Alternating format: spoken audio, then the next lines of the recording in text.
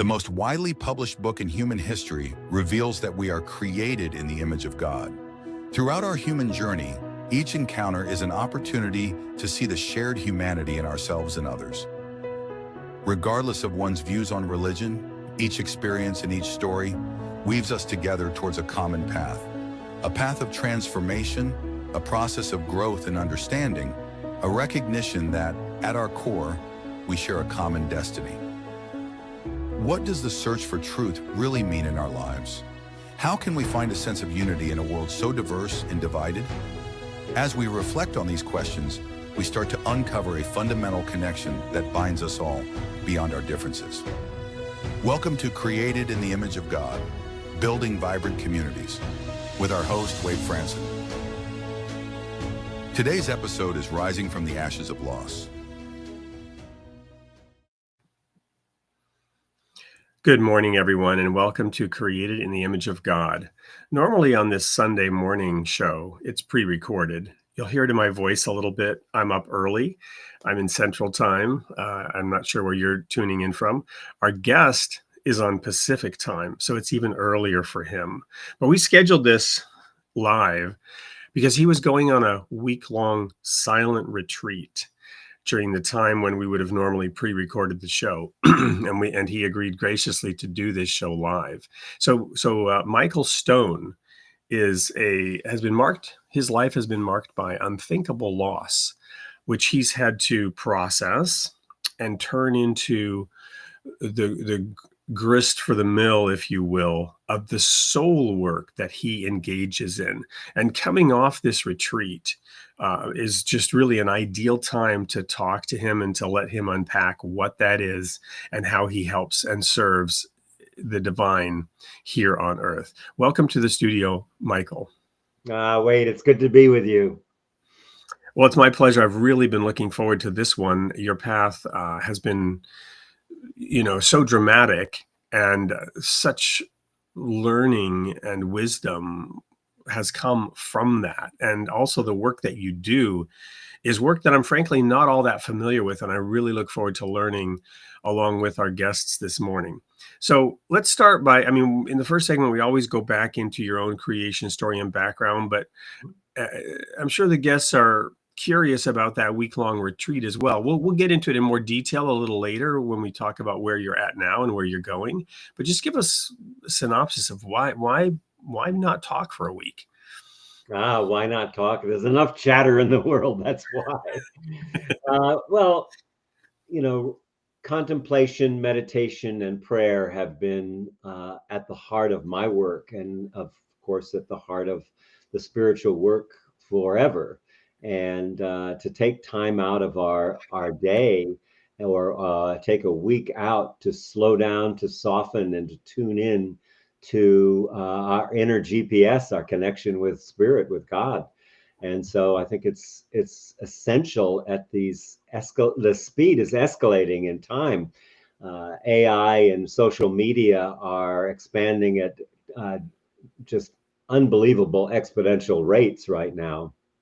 And it's keeping us moving very fast. And in order to really look at what's really important in my life, and what am I giving to the world, and what am I receiving, and what do I have to give, and how do I grow to be a better human being, we have to slow down and take time out to ground ourselves, to connect more deeply with our body, with our inner GPS, with our emotions, and with the bigger picture of life and the beauty of the mystery. Well, like I said, a little bit later in the show, we'll unpack specifically this retreat and what you drew from that. But let's dive into your creation story. We talked just briefly before the show about the era in which you came to be. Tell us about what it was like growing up Michael Stone, the where and the where it was, the environment you were in, the parents you had, and those forces that shaped you before you took conscious thought to become who you are today. I love that you frame it as the creation story. I'm very interested in creation story and stories, at the heart of all tribes of the world through all time has always been, there's a central creation story. What is it that brings us into the world? And as an individual creation story, mine was marked by, started out before I was even born, by war. Both my parents were at Pearl Harbor. My father was a fighter pilot. They didn't get any planes off the ground that day. My mother worked for the commander of the Pacific Fleet. They were both in the military and heavily impacted by that. My mother, who was, one of the first women to graduate from Stanford University, she was a very gentle soul, and it was just too much to be in the middle of the bombing and the chaos. And over the first couple of years, she was delusional. She thought that it basically tried to kill me many times, putting a pillow over my face, or they had to take a knife away from her several times. And she was under a, therapy in those days and psychology was just really at its infancy, and they didn't know what to do. At 2.5, I found her hanging. She had taken her own life, and no one in the family would ever speak of her again.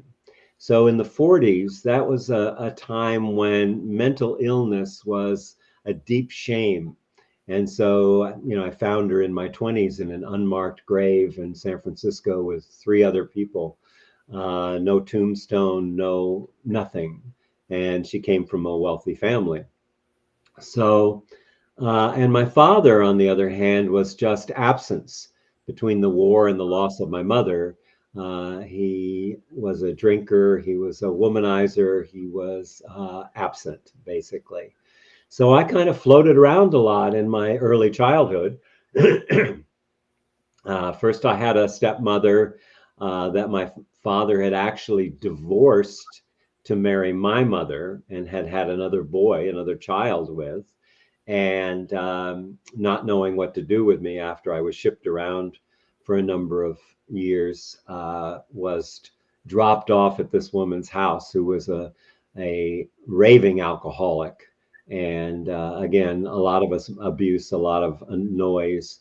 Then I had actually a very happy time. My father came and got me. It was the first I really knew much about him, and took me back to San Francisco. And he opened a bar on Maiden Lane, right in the How middle of. old were you when your father took you to San Francisco with him?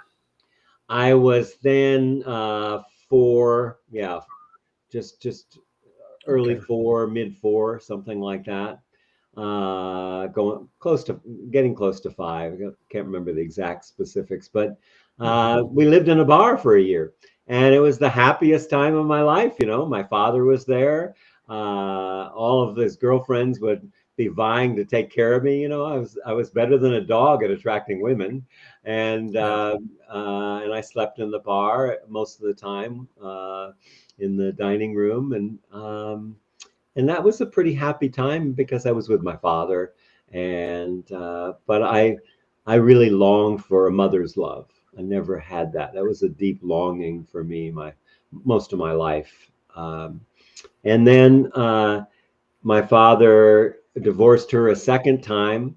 He had married her, and then suddenly said he was Married her. This is the married. one. There was the first wife, and then there was my mother, and then he remarried the first wife. Got it. So Uh, the one that you had the stepbrother with, right. or So the half it, brother, I it's assume. right. His third marriage was also the first marriage. Got it. Okay. Confusing, right? The same woman, who was a very wealthy woman. So During this time, what was your relationship like with your half brother? oh, it was terrible. He was 3 years older than me. If anything happened, I was usually blamed for it, no matter what happened. And he used that to his advantage a lot. So I Mm-hmm. was in trouble a lot. And, I was living with a raging alcoholic. I remember her throwing a bottle of vodka at the television and having it blow up, and pretty scary. A lot of scary things in that house in Hawaii. It was up on the top of a mountain in Hawaii overlooking a big palatial place. She lived on Kalawahini Drive, which is called Rich Lady Drive. Is that on the island of Oahu?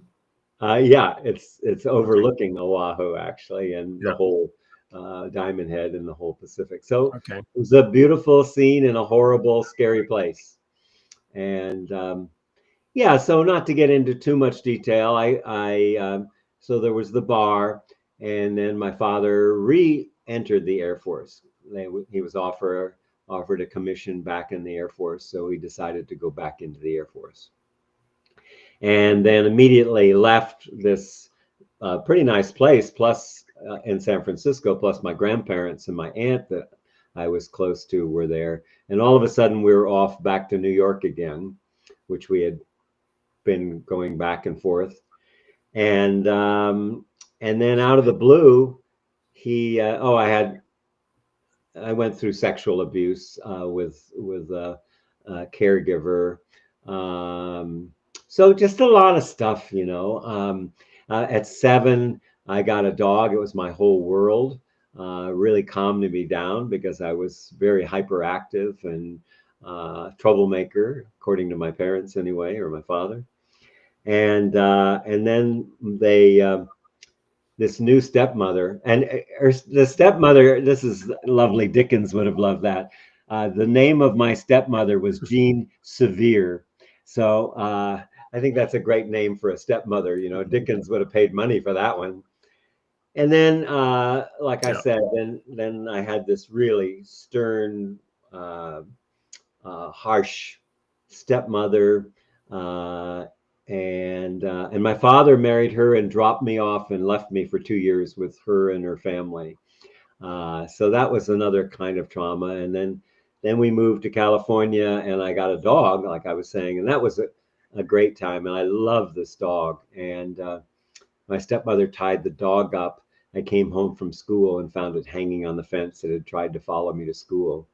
That was because it was that was at 7, so that was a huge thing for me, even more than my mother was just incomprehensible at that age, and even though I found her, no one would ever talk about her.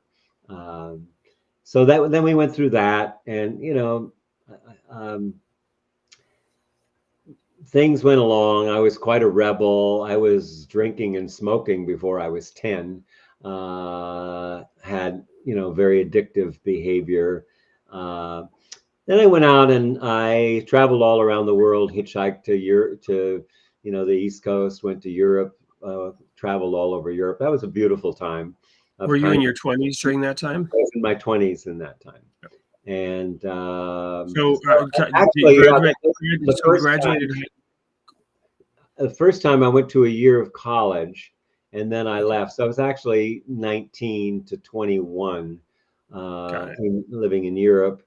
And the draft board was after me, and I finally, went back, spent 2 years in the Army. Had a lot of loss there in that because I went to military schools all my life, I forgot to add that. So I was brought up pretty much in military schools. And when I went into the Army, they put me in charge of a platoon because of all the years of military ROTC training.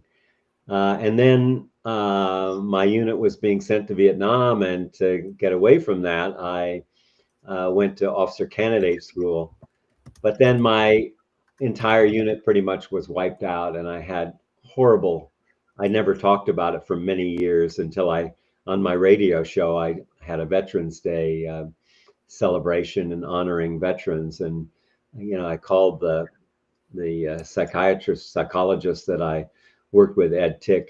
I said, Ed, I don't think I can do this show. I've never talked about this, but all the people that I was responsible for pretty much were wiped out, and I, was saved by ending up in Korea, and that was a heavy weight on me of shame that I carried, survivor guilt, I guess you call it.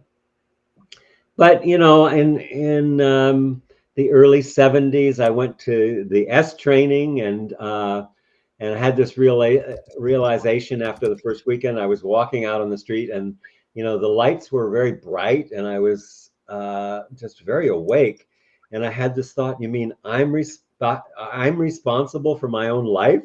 It was a huge thing. I'd never occurred to me. That sounds silly, but it was a huge epiphany. And that really started me on the healing journey. And I was reading books like Hermann Hesse and Thomas Merton and the San Juan. Before we leave that background and your father and growing up in military school, I was just curious, did you ever read that book, The War Lover by Hersey? No, I didn't. I never did. I don't remember it. Yeah, I remember reading that many years ago. It was really powerful. And just hearing about your life and childhood, as I was curious. Anyway, go on. Yeah. So you were Yeah. reading. So the next big thing in my life was I was ADHD. I didn't know what that was at the time. Didn't have a name, but I, was drinking fairly heavily still.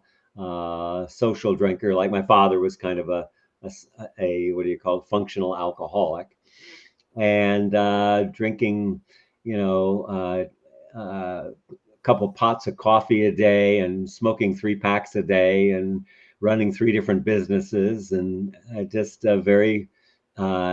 was running fast to try to not feel the things that I had suppressed, basically. And then met a beautiful woman and was married. And we had an incredible relationship. And then we got pregnant, and that was very hard on us. And I lost my job at the same time. And in the middle of that, Sonia, my wife, was raped and murdered in 1981. And of course, that all of a sudden, I'm the father of a 4-year-old, single father, and pretty lost. Luckily, I had a child to take care of, because I probably would have drank myself to death at that point. And that really saved me, and it started me on my spiritual journey. And I've been practicing meditation, like we mentioned earlier, and devotional kinds of things for many years. So that's kind of the story. And then here we are today, and I just turned 80 years old. So I had also heard that you had a daughter, but was it just a son, also a daughter, No, or just a daughter, one child. okay, I Yeah, misunderstood. she was 4.5 when her mother was killed. And the part of the story that we didn't mention was that you lived under suspicion, because it's in that sense natural and normal that because so many things happen with close family members, but that suspicion dragged on for 40 years. Yeah, 40 years. I was only a suspect for the first day of the investigation. The police knew who did it. They were very clear they had the right person.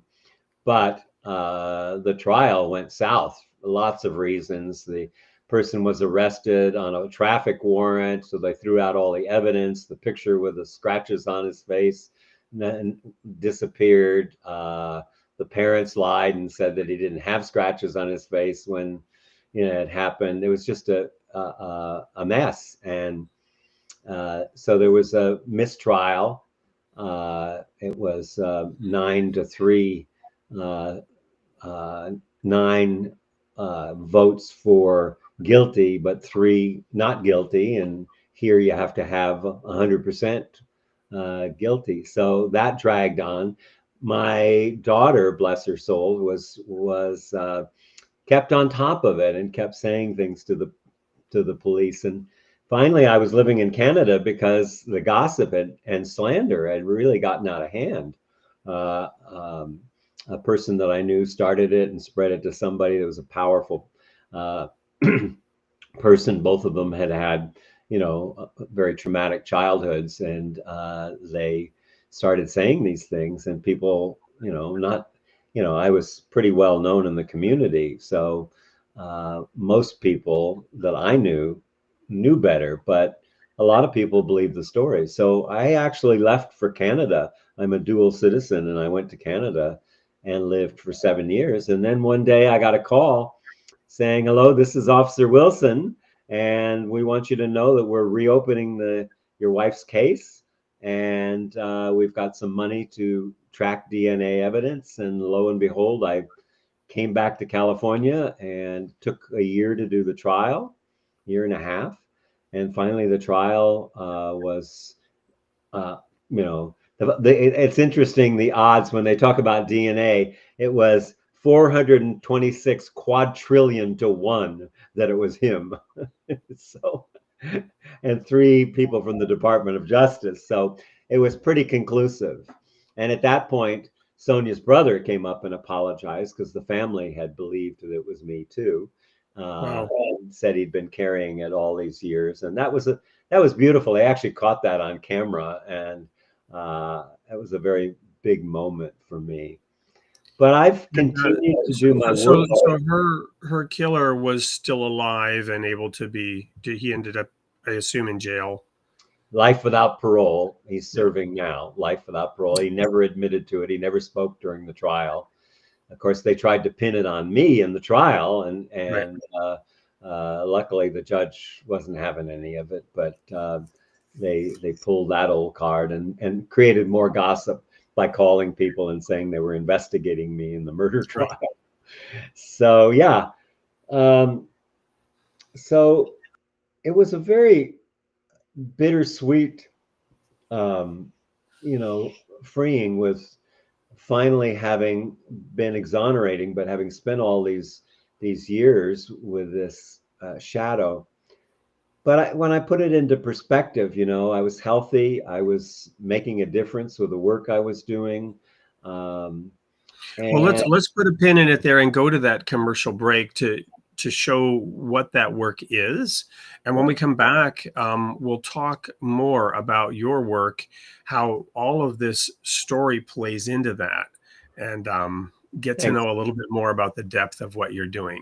Yeah. We're on Created in the Image of God, talking to Michael Stone. We'll be right back after this short commercial break about Michael Stone. For over 50 years, Michael Stone has walked the path of transformation, teaching, guiding, and holding space in circles across the world. Author, teacher, shamanic practitioner, and trauma integration facilitator, his work bridges ancient practices with modern healing. In his newest release, Traumatized, Michael opens a path to transform our deepest wounds through love, the force that unites us all. Michael Stone is a guide for those ready to awaken, to heal, and to remember the power of connection. His journey is an invitation to step into wholeness and to walk it together. Discover more at welloflight.com.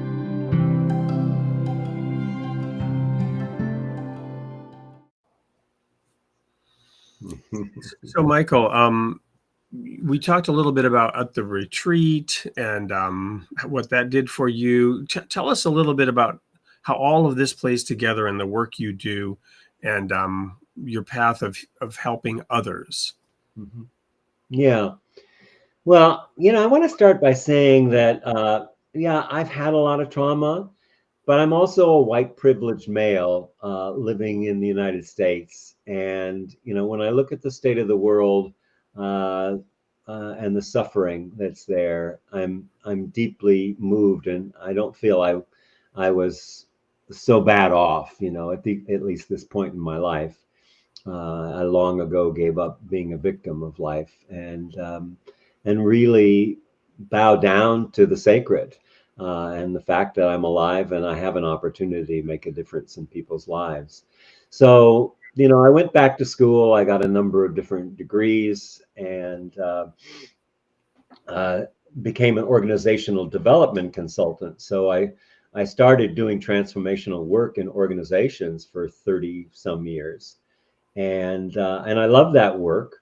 and some things happened. I ended up leaving that work, but I had gotten very interested in shamanism and the mystical arts as ways of healing myself and healing others. And so I kind of had this side vocation, which was working a lot with soul retrieval. And what is it? What is soul retrieval? And how does someone lose their soul? And being the essence, our spirits are essence, our soul.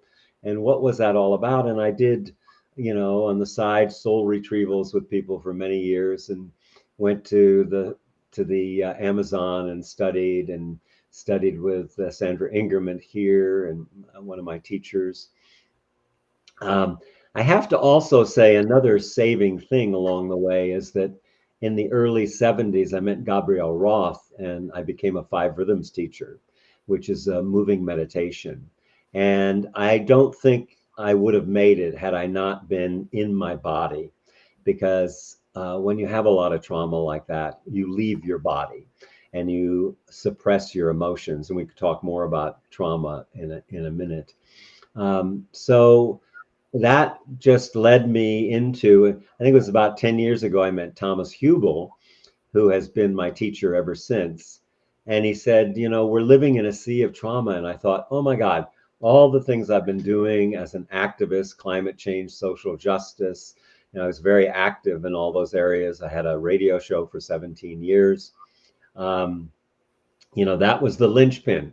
We're living in a sea of trauma. And I realized that every issue that we are concerned about, whether it's climate change or income, income disparity, or racism, or you name it, graft in government, and the fall of democracy, all of these things are based in trauma.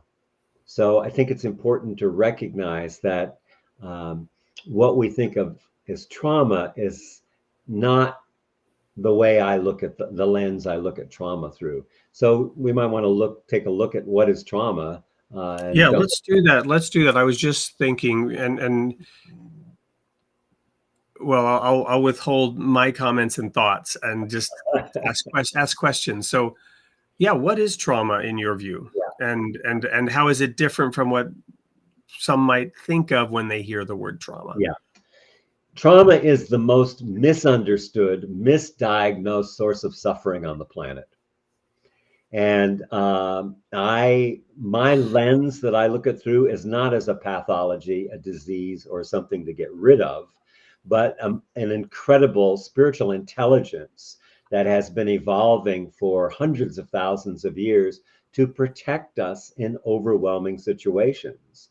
And that's really important, to shift the lens that something's wrong or broken, to recognize, no, this is an intelligence. This is a God-given intelligence that we have, that naturally our nervous system in an overwhelming situation, it fragments a part of our essence, a part of our soul, and gets lodged in the body as tension or as numbness.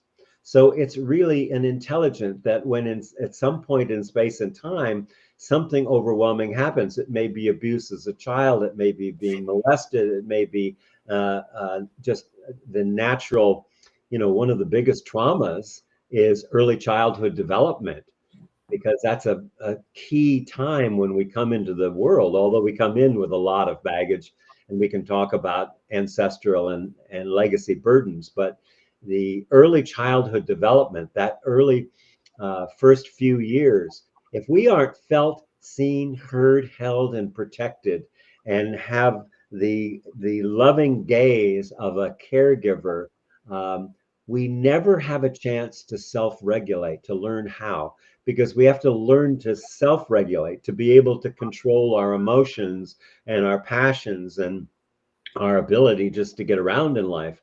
If we don't have that early co-regulation, then we don't learn to self-regulate. And so we have a hard time navigating life. When you have trauma, there's the trauma event. When people talk about trauma, they're not talking about the event.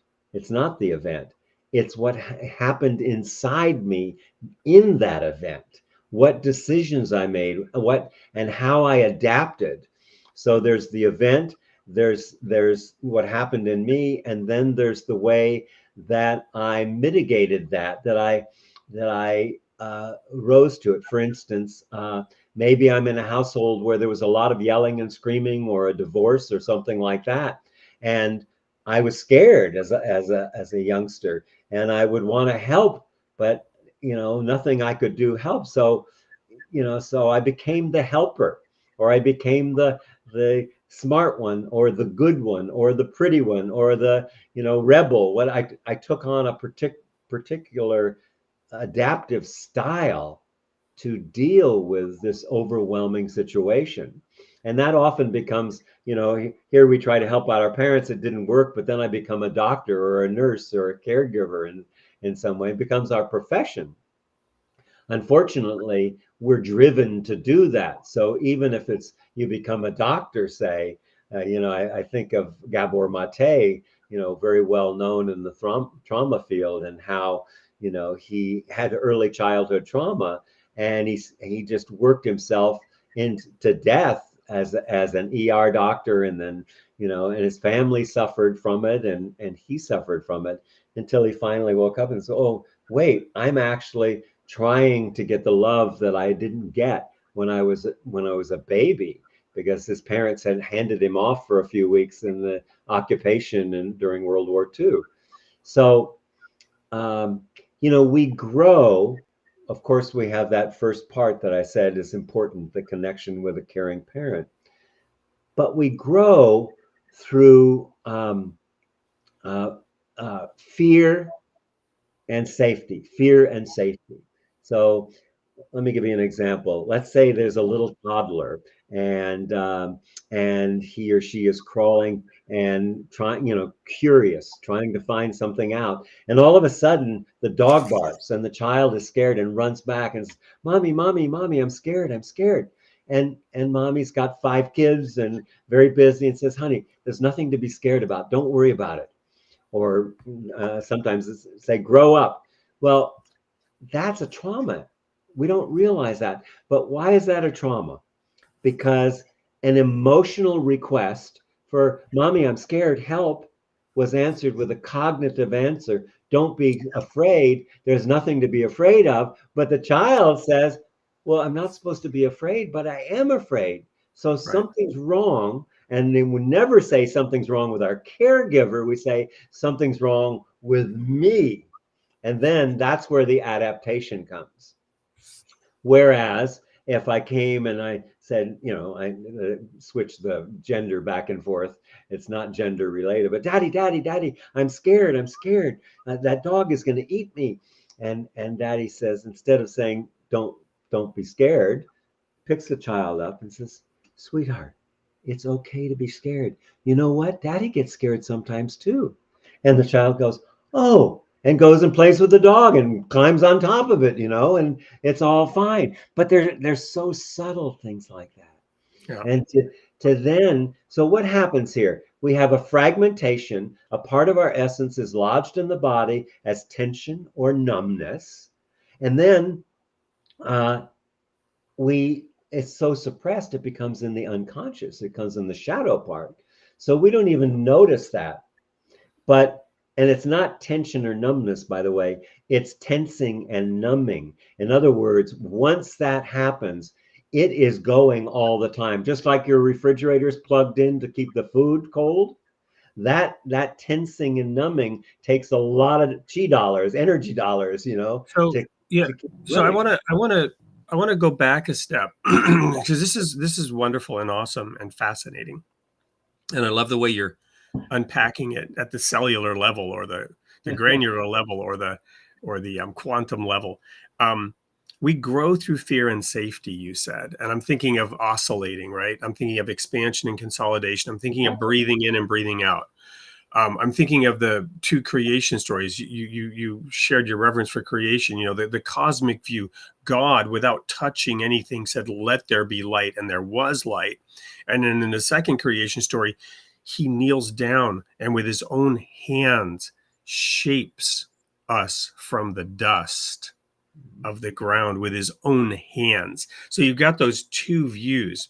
What I want to understand is your perspective on the head and the heart, the emotional response that you just talked about, and the cognitive response that you talked about.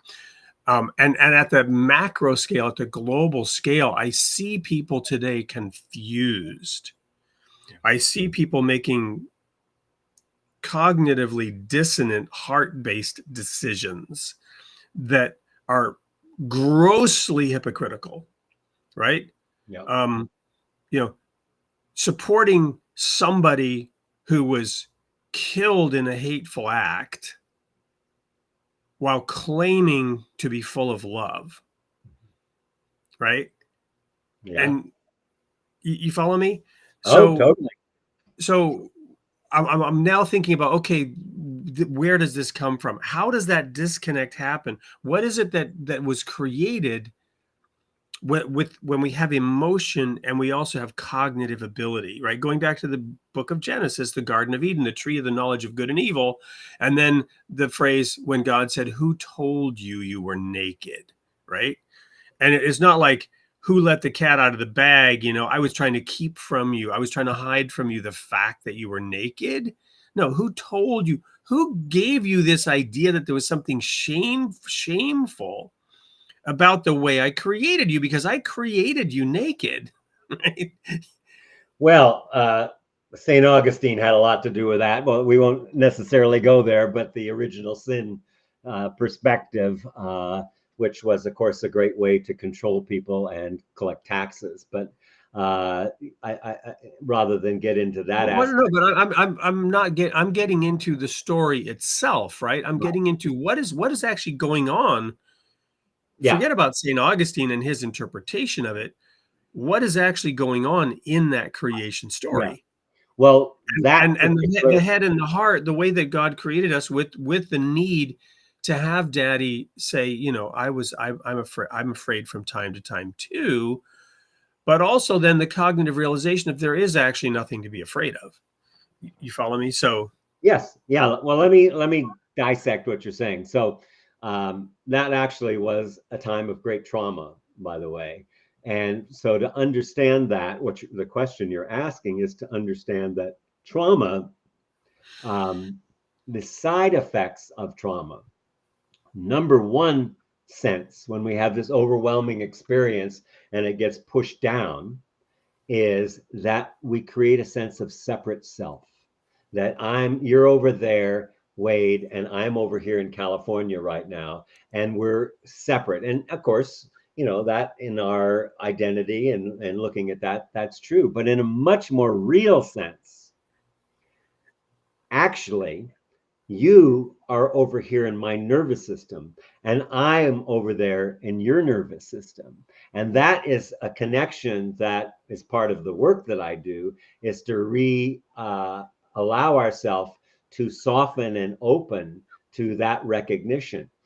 By the way, the second, so a sense of separate self, a sense of scarcity, not enough money, not enough time, not enough people, really exacerbated. I have a whole chapter in my book about the impact of AI and social media.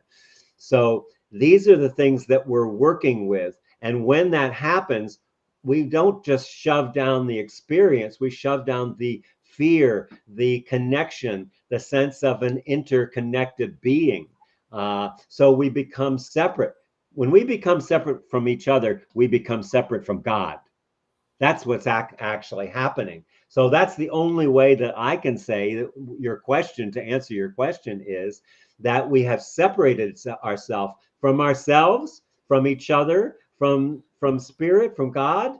And that is what happens when we lose this fragmentation, is taking a part of our soul. So how do we grow that soul, that natural knowing? Well, first of all, to go back to the other thing you said, the head has had a coup over the heart.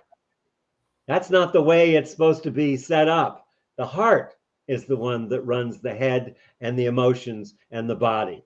So, every scripture is yeah. pointing to So, that. so let me then mirror this back. because you have clarified it for me. You have answered my question, and with clarity, and I could say, well, I've always been on the verge of having the answer, but now I get it. Now I get it. Actually, for the first time in my long life, now I get it.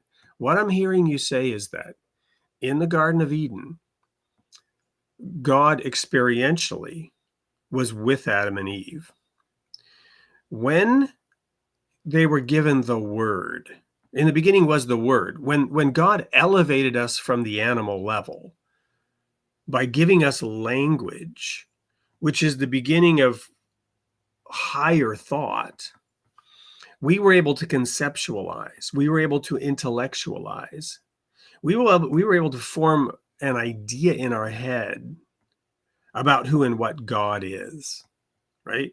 The first thing that we were asked to do was name the animals. We began to give names to the animals. We can think of ancient cave paintings and man's initial exploration of his surroundings and beginning to sort of frame, maybe through pictures, what these different animals were and their distinctions. But now we had language and we could form concepts about reality, but those concepts were not reality. And so whatever idea we formed in our head about God, that is not God. And if we become attached to our own idea about a thing, let's make it personal. When people began to doubt your innocence and they became of the opinion that you were in fact responsible for the death of your wife, that was the big separation. When we form a false concept in our head about who and what God is and what he's doing, who and what we are, right? Our nakedness, whatever that false concept is, that's a false idol when it comes to God, and that separates. And no longer are we experiencing reality. We are engaging with our false conception of reality. But that conceptualization is our groping to understand more fully.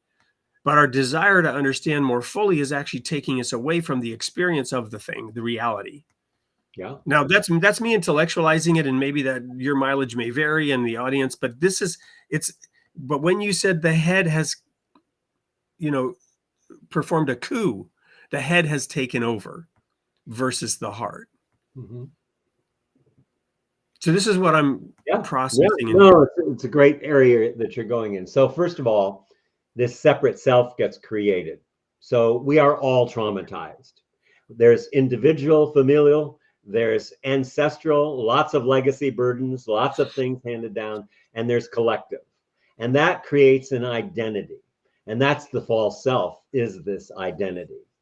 I think of Martin Buber, the move from I, you to I, thou.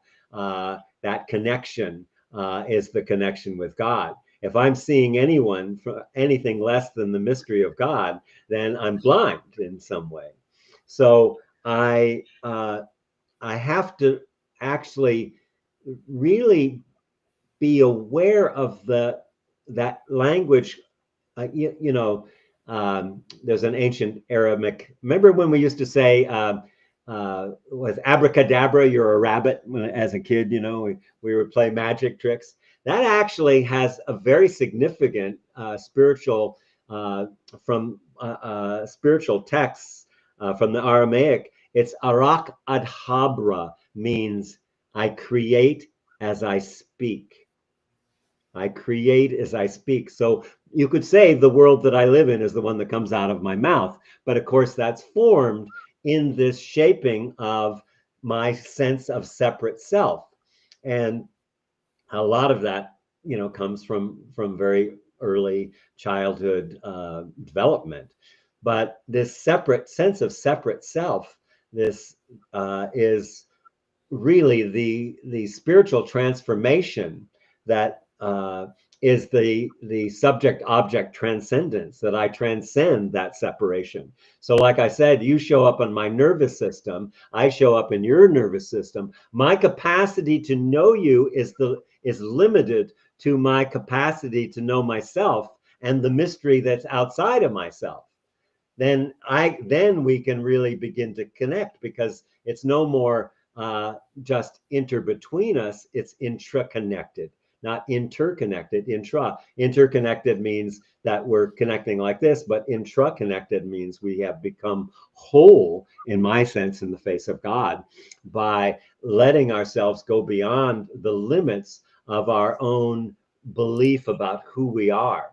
So the limits that have been building year after year, you look at the wars that are going on, they're all unfinished past. When you talk about trauma, that's all it is. It's unfinished past, whether it's individual, ancestral, or collective. It's unfinished cycle. I got scared, I suppressed that, and it's lodged in my body, and it's lodged in the body of humanity. And it's like if you lived in your in an apartment and you never left your apartment, and you're in an apartment building and you lived inside of an apartment, and somebody said, "Hey, what's the building that you're living in look like?" You said, "I don't know. I've never been out of the apartment."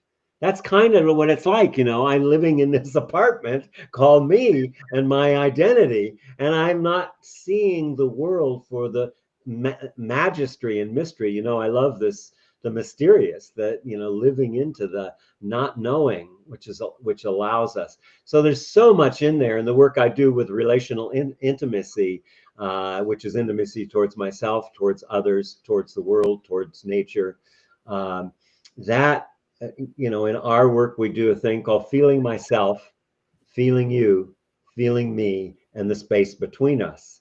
That's the healing thing that needs to happen. And we have our rugged individualism, which is killing us. This sense of separate self. There's a big difference between the individual and individuation, because if in that early time, if I have that sense of being felt, seen, heard, held, and protected, then I individuate myself. It's not individualism. That's what's killing us. I want mine. It's mine. I want this and I want that. And I'm going to protect myself from you getting any of that. Well, that's nonsense, because it all belongs to the kingdom of heaven, right? It's it's so. Well, and let's. I want to get back to something you said earlier, and by the way, thank you. This is all wonderful. On what you mentioned, white privilege, and yet you did suffer sequential challenges, trauma. You talk about trauma in a sense as a blessing. I'm oversimplifying, Yeah. because the divine creation allows it to be diffused and later reintegrated. So today's trauma, or excuse me, you mentioned scarcity.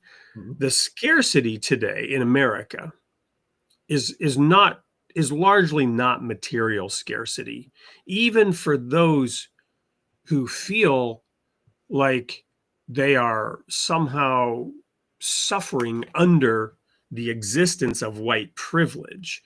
This is a relative scarcity. This is a perceived scarcity. It used to be called envy or even covetousness, right? Yeah. To want to have the things that others have and to be dissatisfied with what you have. So this is a perception that, in my view, the problem I have with even the term white privilege is the path out of your own suffering is not to get what you want. You follow me? Oh yeah. But to not desire that which others have. Yeah. Well, this individualism leads us to the sense that I have to have something else to be whole. That Right. scarcity, that separate self, that individualism, as opposed to individuating. When I individuate and I have a healthy childhood and a healthy history in my lineage, or I'm working to overcome those things by integrating. By overcoming is not the right word, because it's really, in order to heal ourselves, we need to allow ourselves to feel the things, not to get rid of the things that happened in the past, but to fully feel them, because then they become just presence. It's, yeah, that happened. Yeah, my wife was murdered. I had a lot of things that happened in my life, but they're not running my life anymore. And so that's really important. The integration process isn't getting rid of something or fixing something. It's recognizing the incredible intelligence of our nervous system and our humanity to actually suppress things and then to bring them up to heal them when it feels safe enough. So most of us are running because we don't feel safe.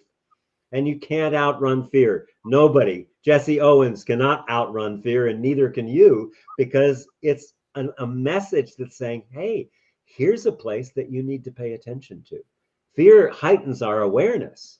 And like I see here, fear, and then we come back to security, to safety. Fear, security. That's how we expand and grow. We have to titrate. We have to allow ourselves to feel these parts that were yucky. We call it the shadow. Jung called it the shadow, Carl Jung.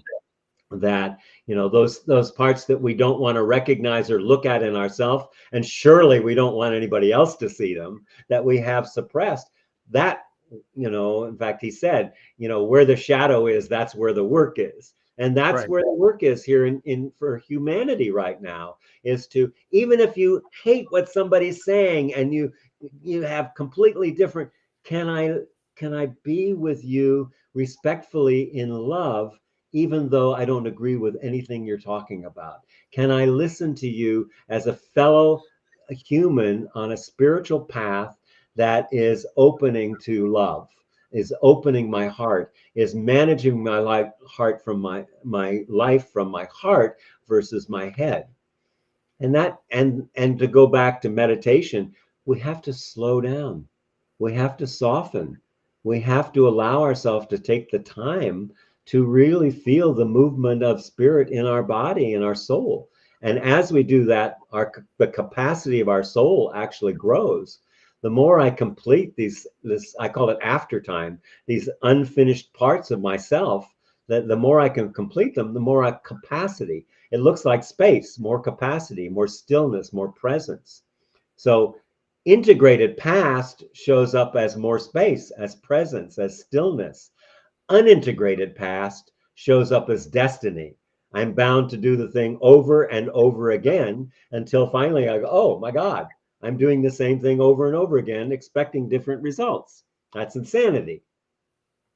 So I don't know if that.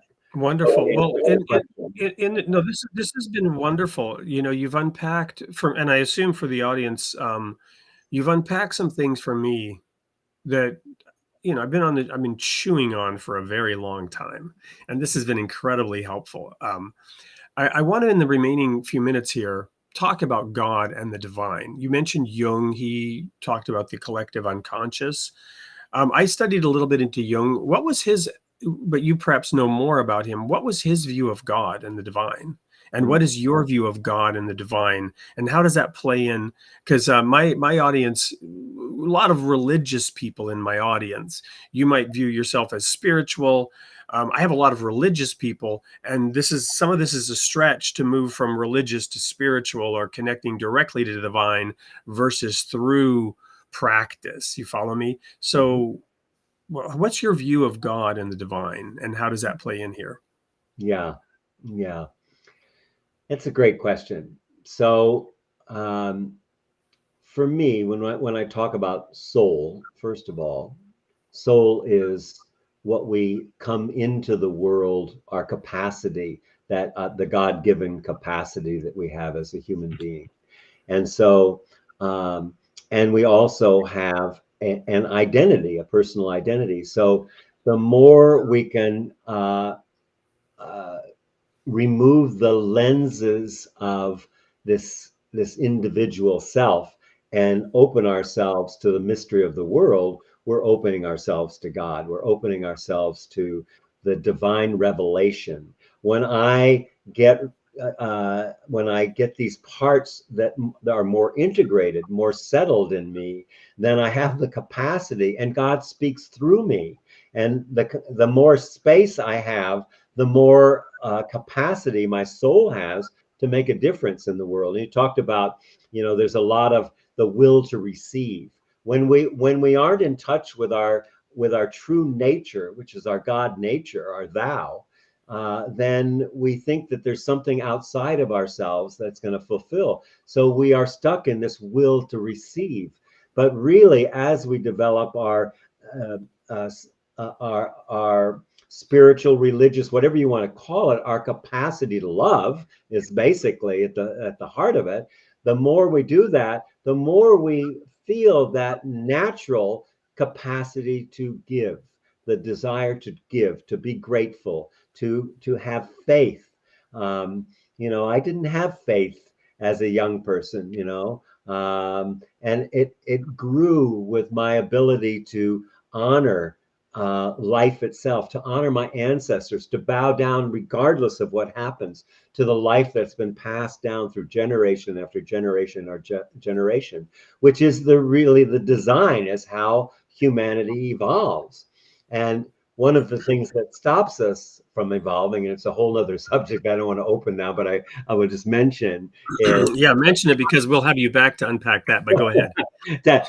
to deal with habits. Habits are crystallized structures. They're important. We need them to walk. We need them to take care of ourselves. But we have many, many of these crystallized structures that are the response to trauma that keeps us in these cyclical redundancies, and that's the soul trying to grow. Well, yeah, because whatever the good habit was that got us out of disaster is today's good habit is tomorrow's bad habit. Yeah, that's true.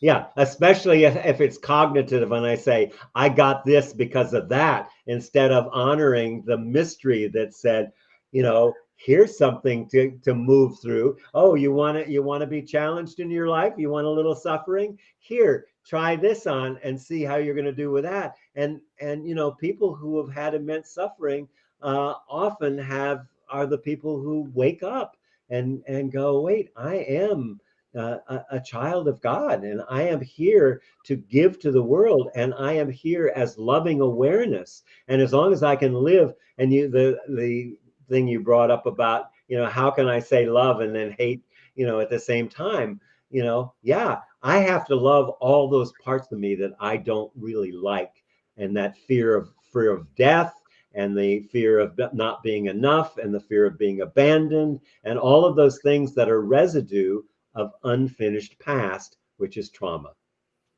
Well, Michael, that has to be a wrap, because as I look at the clock, this has been so fascinating. I mean, I've just been mesmerized almost listening to you, and it's been wonderful. I still have to air a sneak peek for next week in the last couple of minutes here. So at this point in time, all I can say is thank you. I'd love to have you back to continue this conversation. Namaste. And to the audience, you are created in the image of God, and God loves his creation. Michael, thank you. We'll be in touch soon. If you want to stay and chat for a moment after we go off the live show, I'm just going to air this sneak peek, and we'll see everybody next week. Same time, same place, 7 a.m. Central, 8 a.m. Eastern. That's 5 a.m. for Michael out in the Pacific zone. And of course, we're also on Tuesday night at 8 p.m. Central. We'll see you next week.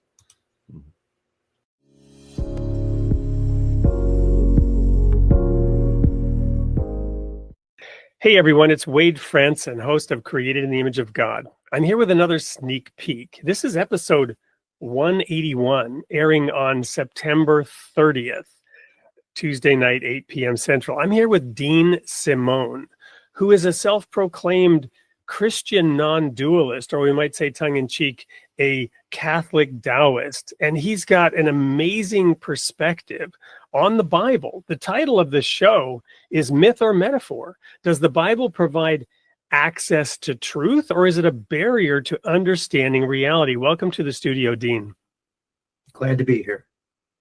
Well, Dean, you came to my attention because you've been in film. You've been a major star in some pretty big commercials. You've also got a band that tours, and you're kind of a Renaissance man, and yet in talking to you, there's this solid core, centered core, despite Hollywood, despite music industry, that focuses on our purpose in life and spirituality. How do you balance, all that riotous living, I say jokingly, and your spiritual nature? Well, no riotous living in this household, that's for sure. I feel like it's always about know thyself. As Jesus said, physician, heal thyself. So I've always found that being centered, being in touch with how I feel about things has always helped me navigate through a lot of strange ways that are out here in Hollywood. But there's also a lot of really good people out here, and there's also a lot more light than I think people really realize. So there's the kingdom of heaven is within. That's Christian non-duality. The kingdom of heaven in here. Well, we've also, begun to unpack that, peel the layers off the onion around getting to that reality, what it really means to be Christ-like, what it really means to be sovereign as a human being while submitting to the light and avoiding darkness. So give us a hint of what people will learn and hear when they tune into the show on September 30th. Well, I think that when it's said that we're made in God's image, that I believe that that's not really talking about that we walk on two legs and we have faces and eyes, but I'm talking about the sovereignty of God and that indomitable spirit, and God being something that is not a being, but God is being. So that what it is that we're searching for is something beyond the metaphor. Nothing's wrong with the metaphor. The metaphor is a means for us to get to the truth. The truth is what it's all about. That's the whole ball of wax right there. So if we can remain open to whatever the metaphor is without getting hung up on the metaphor, then I think that we can know ourselves, not the dean or the weight self, but the one that's deeper, the one that is the larger self that connects us all. I think that's where the truth comes, and I feel like when we're speaking with each other, we're going to have some opportunity to delve into that and get a closer look. Wonderful. Well, there's nothing I can add to that. That was said so well and so succinctly. All I can tell you is to be there at 8 p.m. Central on September 30th.